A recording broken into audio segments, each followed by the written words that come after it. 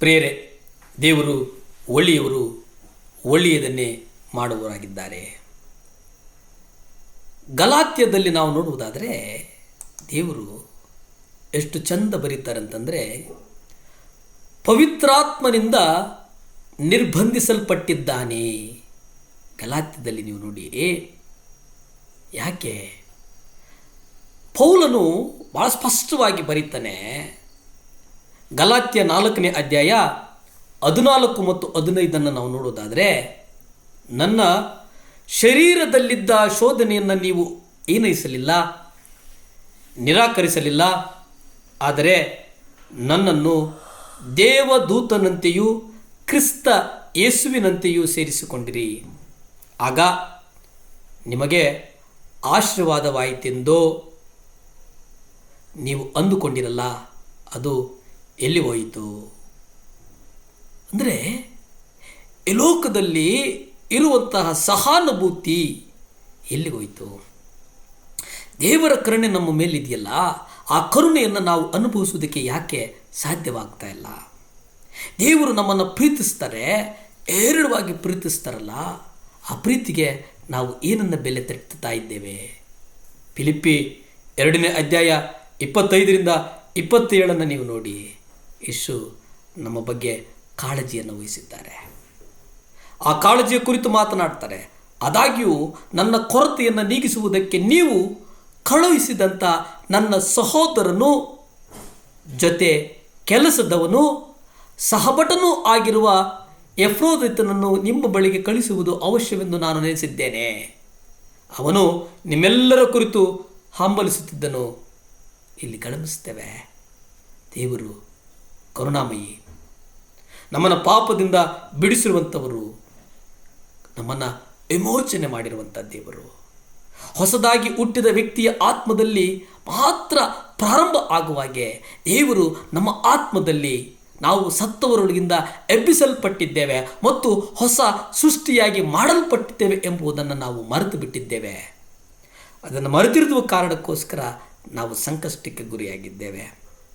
2 ಕೊರಿಂಥ 5ನೇ ಅಧ್ಯಾಯ 17 ನೀವು ನೋಡಿ, ಹೀಗಿರಲಾಗಿ ಯಾವನಾದರೂ ಕ್ರಿಸ್ತನಲ್ಲಿದ್ದರೆ ಅವನು ನೂತನ ಸೃಷ್ಟಿಯಾಗಿದ್ದಾನೆ, ಹಳೆಯುವುಗಳೆಲ್ಲವೂ ಅಳೆದು ಹೋದವು, ಇಗೋ ಎಲ್ಲವೂ ನೂತನವಾದವು. ನಾವು ಹಳೆಯದನ್ನು ನೆನೆಸಿ ಕೊರಗುತ್ತೇವೆ.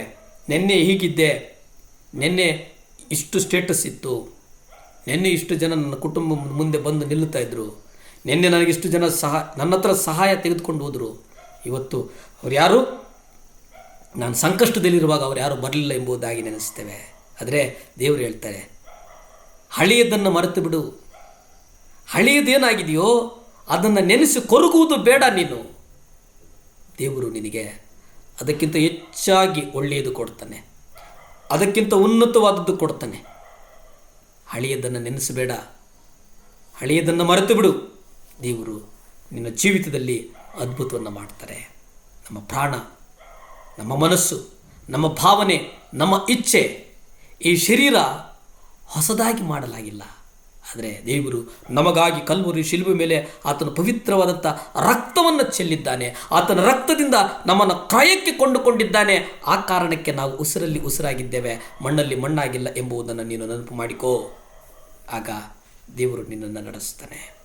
ನಿನ್ನ ದೃಷ್ಟಿಕೋನ ಬದಲಾಗ್ತದೆ, ನೀನು ಜನರೊಂದಿಗೆ ಮಾತನಾಡುವಂಥ ಮಾತು ಬದಲಾಗ್ತದೆ, ನಿನ್ನ ನಡೆ ಬದಲಾಗ್ತದೆ, ನಿನ್ನ ನಡತೆ ಬದಲಾಗ್ತದೆ, ನಿನ್ನ ಕುಟುಂಬದಲ್ಲಿ ವಾತಾವರಣ ಬದಲಾಗ್ತದೆ. ನೀನು ನಿನ್ನ ಹೃದಯವನ್ನು ದೇವರಿಗೆ ಕೊಡು. ನಿನ್ನ ಆಸ್ತಿಯನ್ನಲ್ಲ, ನಿನ್ನ ಅಂತಸ್ತನಲ್ಲ, ನಿನ್ನ ಜಾತಿಯನ್ನಲ್ಲ, ನಿನ್ನ ಸ್ಟೇಟಸ್ಸನ್ನಲ್ಲ, ನಿನ್ನ ಐಶ್ವರ್ಯವನ್ನಲ್ಲ. ಯೇಸು ಕ್ರಿಸ್ತನಿಗೆ ಕೇವಲ ನಿನ್ನ ಹೃದಯ ಬೇಕಾಗಿದೆ. ನಿನ್ನ ಹೃದಯವನ್ನು ಒಪ್ಪಿಸಿಕೊಡು. ನಿನ್ನ ಹೃದಯವನ್ನು ಕೊಟ್ಟರೆ ಸಾಕು. ನಿನ್ನ ಹೃದಯದಲ್ಲಿರ್ತಕ್ಕಂಥ ಎಲ್ಲ ಭಾರಗಳನ್ನು ದೇವರು ಹೊರ್ತಾನೆ. ದೇವರು ಹೇಳ್ತಾರೆ, ನೀನು ಯುದ್ಧ ಮಾಡಬೇಡ, ನಿನಗಾಗಿ ನಾನು ಯುದ್ಧ ಮಾಡ್ತೇನೆ, ನಿನಗೆ ಜಯವನ್ನು ತಂದು ಕೊಡ್ತೇನೆ ಎಂಬುದಾಗಿ. ಪ್ರಾರ್ಥನೆ ಮಾಡಿಕೊಳ್ಳೋಣವೇ? ಭೂಮಿ ಆಕಾಶಗಳನ್ನು ಉಂಟು ಮಾಡಿದಂಥ ಸರ್ವಶಕ್ತನಾದಂಥ ದೇವರೇ ಸ್ತೋತ್ರ ಸ್ವಾಮಿ. ಅಪ್ಪ, ನಡುನೆತ್ತಿಯಿಂದ ಕಾಲಿನ ಕಿರುಬಿನೊಳಗೆ ನಿಮ್ಮ ರಕ್ತ ಚೆಲ್ಲಲ್ಪಡಲಿ ದೇವರೇ. ಯೇಸಪ್ಪ, ವಿಶೇಷವಾಗಿ ನೀವು ನಮಗಾಗಿ ಸ್ವಾಮಿ, ನಮ್ಮ ಕುಟುಂಬಗಳಲ್ಲಿ ಅದ್ಭುತಗಳು ನಡೆಯಲಿ ಸ್ವಾಮಿ, ನಮ್ಮ ಜೀವಿತದಲ್ಲಿ ಅದ್ಭುತಗಳು ನಡೆಯಲಿ ಸ್ವಾಮಿ, ನಮ್ಮ ಕೆಲಸದ ವಿಚಾರದಲ್ಲಿ ಅದ್ಭುತಗಳು ನಡೆಯಲಿ ಸ್ವಾಮಿ, ನಮ್ಮ ಮನೆಗಳಲ್ಲಿ ಅದ್ಭುತಗಳು ನಡೆಯಲಿ ಸ್ವಾಮಿ. ದೇವ, ಅದ್ಭುತಗಳು ಯೇಸುವೇ, ನಿಮ್ಮ ರಕ್ತದಿಂದ ಅದ್ಭುತಗಳು ನಡೀಬೇಕು ಸ್ವಾಮಿ. ನಾವು ಅನೇಕರಿಗೆ ಸಹಾಯ ಮಾಡುವಂಥ ಒಂದು ದೊಡ್ಡ ಜನಾಂಗವಾಗಿ ನಡೆಸು ಸ್ವಾಮಿ. ಸುಖ ಕೊಡಪ್ಪ, ಬಲ ಕೊಡಪ್ಪ, ಆರೋಗ್ಯ ಕೊಡಪ್ಪ. ನಿನ್ನ ಮಕ್ಕಳನ್ನು ಗೌರವಿಸು, ನಿಮ್ಮ ಮಕ್ಕಳನ್ನು ಬಲಪಡಿಸು ಸ್ವಾಮಿ. ಸ್ತುತಿ, ಘನ, ಮಾನ, ಮಹಿಮೆ ನಿಮ್ಮೊಬ್ಬರಿಗೆ ಸಲ್ಲಿ ತಂದೆ. ಆಮೇನ್, ಆಮೇನ್, ಹಲ್ಲೆಲೂಯಾ.